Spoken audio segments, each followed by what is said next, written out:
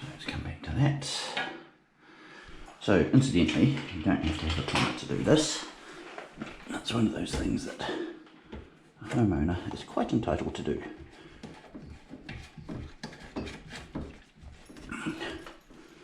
Because you're not altering or connecting to any sanitary plumbing. Notice we expect this to happen occasionally.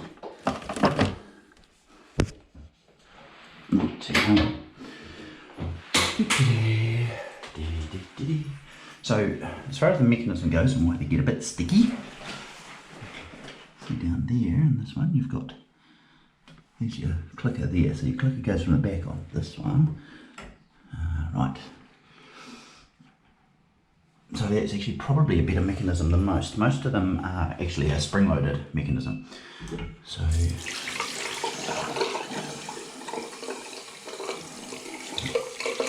let's just give it a clean on there. Clean.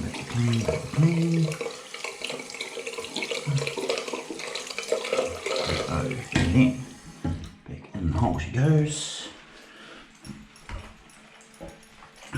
Such a lovely job of cleaning everything. So remember, with this one, you've got the button there you can push down. Slightly different mechanism. Probably I prefer it, to be honest. Dear. Once you know it's there, at least. Okay. So he's all good. Shower. Now I expect we'll probably have gas in this one. Yep, equal pressure. Fundamentally, it's all fantastic. So the only thing that we don't have working as yet, and there's a couple of ways of triggering these fans. Most of the time people trigger them off the lights, but sometimes they trigger them from a plumbing flow rate adapter. Not rare in a house like this.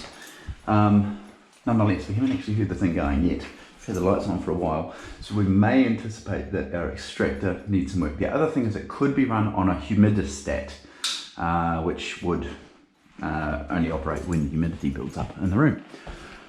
Okay, so that completes our downstairs lap. Now, obviously, older house, handrails, 900. Well, that's actually compliant, with relief. So they've upgraded the call belt here, you can see that, and definitely the handrails that bit newer. But of course, as soon as you get to here, it'll remain at 900 or 850. Current requirement, of course, for Residential Tenancies Act purposes is 1 metre, but again, as an own home, much less of an issue. Right, bedroom 1. Now, obviously, quite small as far as bedrooms go. I believe that's a double bed rather than anything else, and obviously access to that window is relatively limited.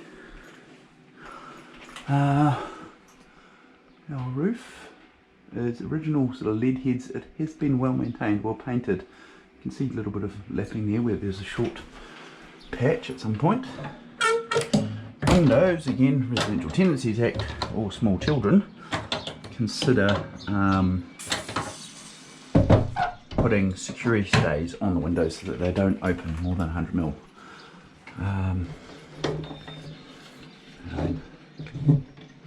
Obviously good ventilation with windows open. Floor is level, no undulation. That's looking pretty good. The age of the house starts to show that bit more up here, so you've got these crazy windows. That's awesome. I don't even know how you'd make glass do that. What we can see here, now the challenge, because you've got the magic double glazing in place now, it is very effective, but you still have those signs of condensation and whatnot on the inner edge. So it would be worthwhile setting up a scaffold plank down here and spending a bit of effort. This is just on magnets, so you can pull them out. They're a little bit tricky, but there's a will, there's a way. You pull that out, and I would personally run through, give that a sand. Then your fun part is actually going to be mixing your stain so it looks right, but that sort of chocolate brown, if it's consistent, then you'll be fine and dandy.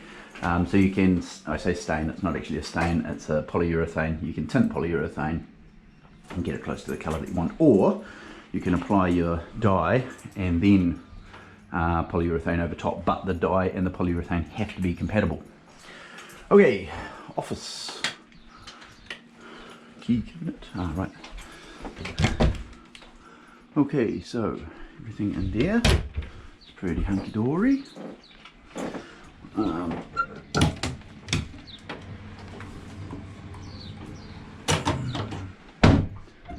That's doing well.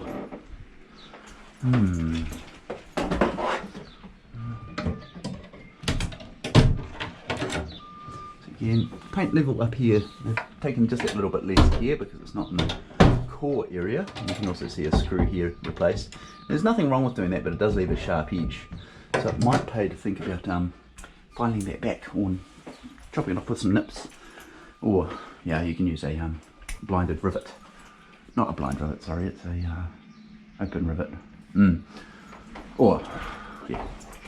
Now we do go slightly downhill here. Pretty slight, and then we're back to level again. Part of me expects that's just a relic of, wow, two-story house on a hill.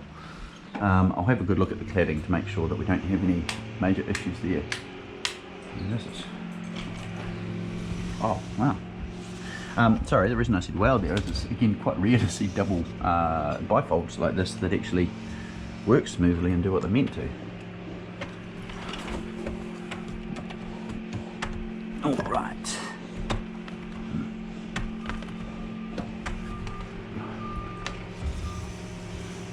Okay, that's epic. So, yeah, generally speaking, that's pretty fine. There's no dampness or anything in there. Into our ensuite. Okay, lights, camera.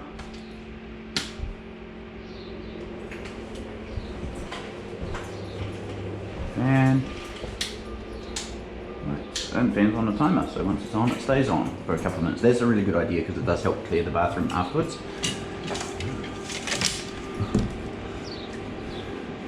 Again, the paint in here is actually doing reasonably well. You've got the magic double glazing in here. As I said, yes, it is cheaper, but fundamentally it works. It's between 65 and 80% as efficient as actual evacuated double glass. So for the cost difference, which is substantial, that makes it a good use of money in my books.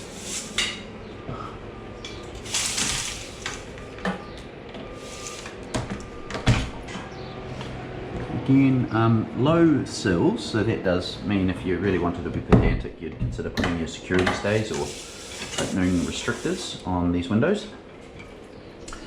Let's see if I can get caught again.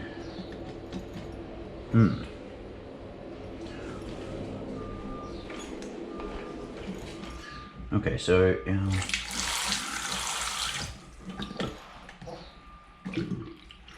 again, this is the spring-loaded one, definitely, hence the spring, and that's just not clicking through. So they're kind of like a Parker pen mechanism in there. As I say, they do get a bit gungy, so what you can do with this is you can unscrew this part on top and give it a jolly good clean, spray clean out, and then lubricate. Now, obviously, it's got to be a water-resistant lubricant, which you can use some of your WD-40s and things like that, but they just will need redoing before too long. No signs of dirt in there, and there's dust. Dust shows dirt, which is great. The